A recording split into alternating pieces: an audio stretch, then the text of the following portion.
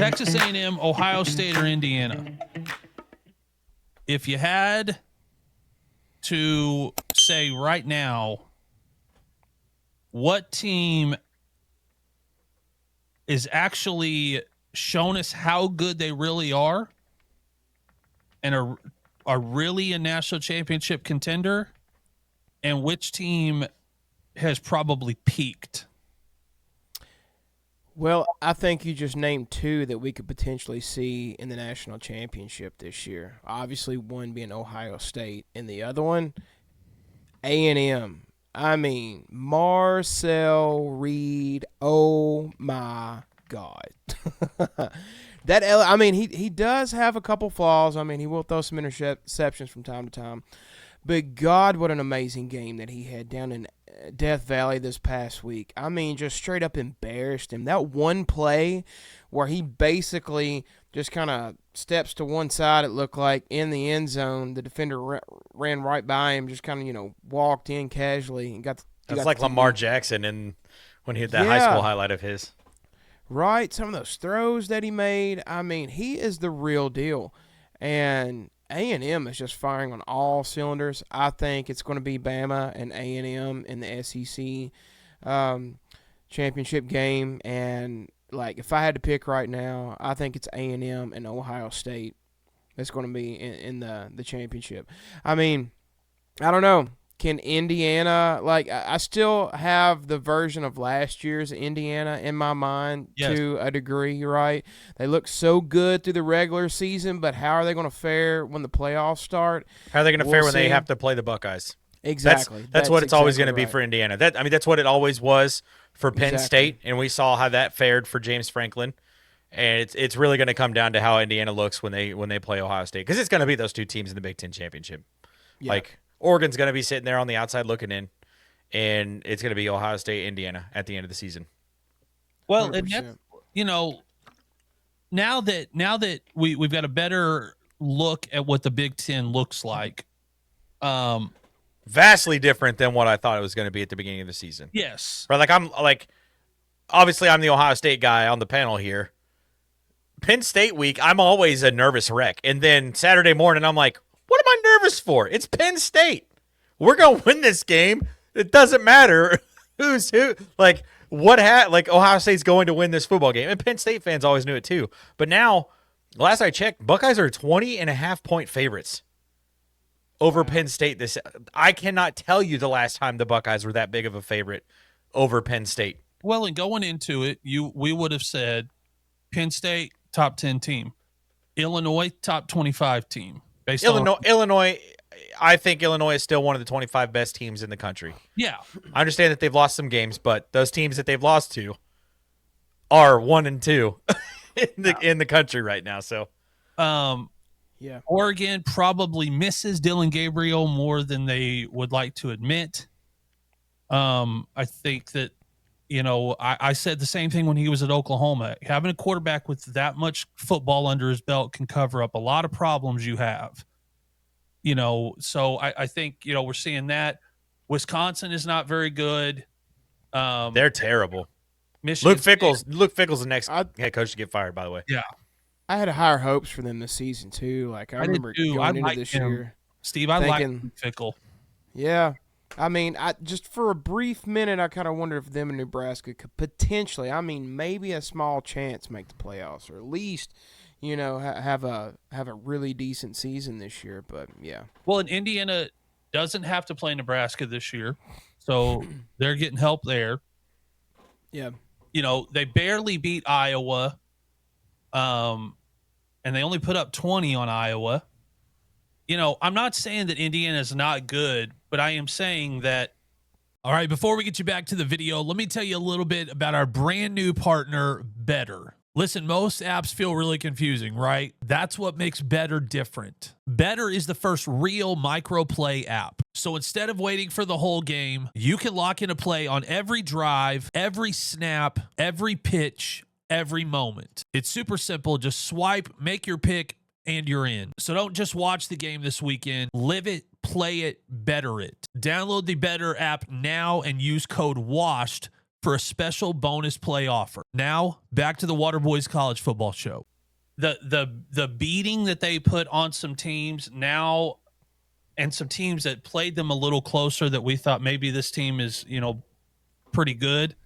Now that it's shaken out going into November, Indiana has got their schedule has turned out to be a pretty good schedule if you're trying to just get into the college football playoff, and you really are only going to, looking at it now, you're going to have your entire season is going to hang on, the Oregon win. You don't have to play Ohio State this year. You don't have to play Nebraska. Do they play USC this year? Nope. So, I mean, I don't know if he sacrificed a goat in his backyard or whatever, but he got a gift from the college football gods on his schedule for the Big Ten this year. Really favorable. Well, I'll say this too, because this doesn't get talked about nowhere near enough.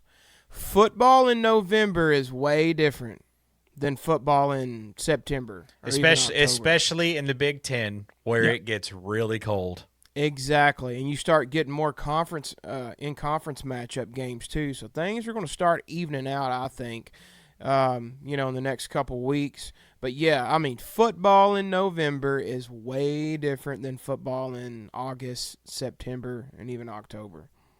Yeah, I mean, so we'll see what Indiana does. This week they play Maryland. Probably not, no problem there. Penn State's terrible. Wisconsin's awful. Purdue's not very good. But we can't forget, we do see unranked teams come up and beat a ranked team from time to time. It does happen. It does happen. And that I think makes me trust A&M better. Is they've actually played a pretty tough schedule. They have a tough schedule remaining. Yeah. Even. Yeah. And I'll say this. I'm not sold all the way on Indiana. I'm slowly getting there week in and week out.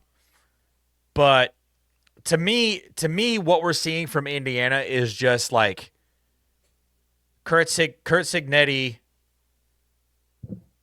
a coach that it doesn't have an ego and isn't trying to prove something, is winning their games 34-0, 42-3, 24-6. Ryan Day. He knows the team that he's got. He knows the talent that he's got.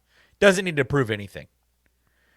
What Indiana's going out there and doing is saying, hey, we're going to play the exact same from our second drive all the way through to the end of the fourth quarter. And that's why I think that they're dropping so many points on these teams, because they're just like not taking their foot off the gas because they feel like they have something to prove, which is kind of why I'm not entirely sold, because I'm like, yeah, I mean, all of the top, and they have given up points, but I'm like, all of the top 10 teams, if Ohio State were to play all four quarters like they did the first quarter against Wisconsin, Ohio State probably would have beat Wisconsin like 100-0.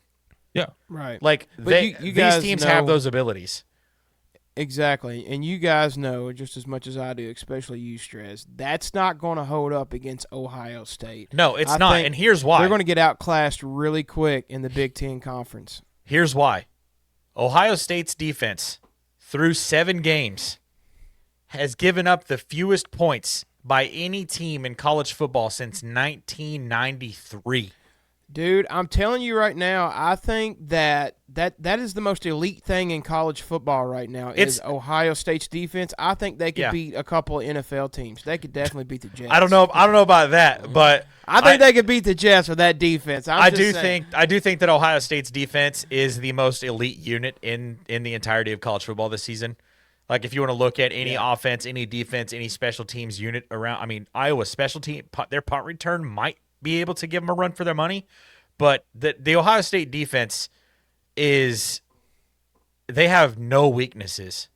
And when you have a team that's built like Indiana that is trying to like go east and west and north and south all at the same time, Ohio State is not going to have any trouble keeping up with that. In fact, our linebackers could probably cover their wide receivers. Arvell Reese and Sonny Styles are maybe 2 of the fastest linebackers I've ever seen. Both guys at the position on the field at the same time. Like, they're not like Washington was like their number one offense in the country In the going country. into that game. Ohio State blanked them. And if it weren't for Ohio State going for it on like 4th and 4 inside the 20 and not converting and then fumbling the following punt, Ohio State wins that game by a much bigger margin. You know, and at the same time, every week, Julian Sand has looked better and better and better and better and better. And once Ohio State really settles in on just running 2 running backs, which I think it should just be Bo Jackson 1 and then CJ Donaldson 2. They do that 2 running back thing like they did last year with 2 guys that are playing really good stuff in the league right now, Trayvon Henderson, Quinshon Judkins. And then you just have Julian Sand just spread the ball out to the best wide receiver core in the country. Carnell Tate's going to be a first-round draft pick this year. Jeremiah Smith easily is the best football player in college football right now. Like, he'll be first round when he's available. he might be eligible first. to be He might be drafted. first overall in the 2026 or 27 draft. So, like, if I had to pick between the 3 of these teams, and it's pretty obvious because it's written on my forehead, but I really do believe it. This Ohio State team, I texted it to you guys the other day. They feel like the 2022 Georgia Bulldogs. Like, they're just going out and quietly handling business every single week. Their defense shows up, no weaknesses, and their offense is doing everything that they need to do to go out, win week in and week out. And I actually Depth. I sent something to you guys today too. Jake Butt actually brought up a I really saw that. great point. The pace of play for the Buckeyes this season, they are running so few plays this year, which has been maddening as a Buckeyes fan who has watched a team run like 86 plays a game every year for the last like decade and just like have insane offensive numbers. They're only running like 60 plays a game. And so by the end of the crazy. season, what Jake Butt is saying that they're basically building in another game's worth of plays that they're not running compared to all the other teams. And I think, you know, I mentioned what Indiana's been doing this season. They've just been pedal to the metal all 4 quarters. That's going to come back to bite them at the end of the year. And they're Because going to be more well rested too, right? Didn't he say that? yeah, in the last half there of are it? only 2 teams that have done the whole 12-team playoff all the way through, without a bye in the first round. And one of those 2 teams is Ohio State, and I think Ryan Day knows exactly what he's doing going into the remainder of this season, going into November, getting ready for the postseason here. So, like, Ohio State is the best team in college football right now, and I really don't think it's close. I think there's a huge gap between them and then Indiana, Texas A&M. I think those 2 could be interchangeable, and then it's the rest of the country. Yeah, I mean, it'll be. I know from a fan's perspective, sometimes it can be frustrating when you're like, well, we could score more points on this team. I get that. But I'm also a fan of a team that had a 5-year run where no one beat the ever-loving piss out of people like Oklahoma would beat the ever-loving piss out of people offensively. Yeah, my Buckeyes were a victim to that team, one of those teams. I Yeah. know exactly what you're talking about. But we also had 2 or 3 straight years where we got in the college football playoff, and I can remember watching those games and thinking we looked tired. Yeah. We looked And your wore out. playbook is exhausted by that point too. Yeah, I mean, you'd go, can we get enough? Can we get enough possessions to win a game? That's maddening. When you go, we got to score 50 to win, and Indiana, they got the best schedule in the Big Ten that the Big Ten could have given anybody, and they've given up points to teams that I just don't. I don't think you ought to be giving up points to some of these teams. I just don't see, how. I know people are like, hey, Indiana, Oregon, but Oregon still scored points on them. I think only beating Iowa 20-15 is a huge problem. Yeah, I mean, who says if you don't add USC to this schedule? I mean, you think Lincoln Riley would look at what Iowa did and go, "Well, I could do that times 2." You're telling me if I score 40, I could potentially beat Indiana? Okay, I'd like to see Washington and Indiana play.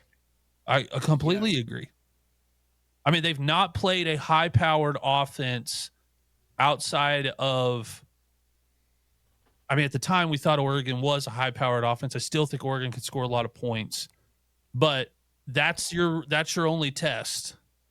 And so, it's really going to come down to me to when they get in college football playoff, have they been battle tested enough to be able to match up against, I know I'm in the SEC, so but there's some SEC teams that are going to make it into the college football playoff that got nothing to lose. Yeah. And they're going to punch you in the mouth. And it's gonna be at Indiana. Like, they're going to host that first round game. Yeah, and unless they go in and completely shock me and shut me up and beat Ohio State in the Big Ten championship game, then they get the first round bye.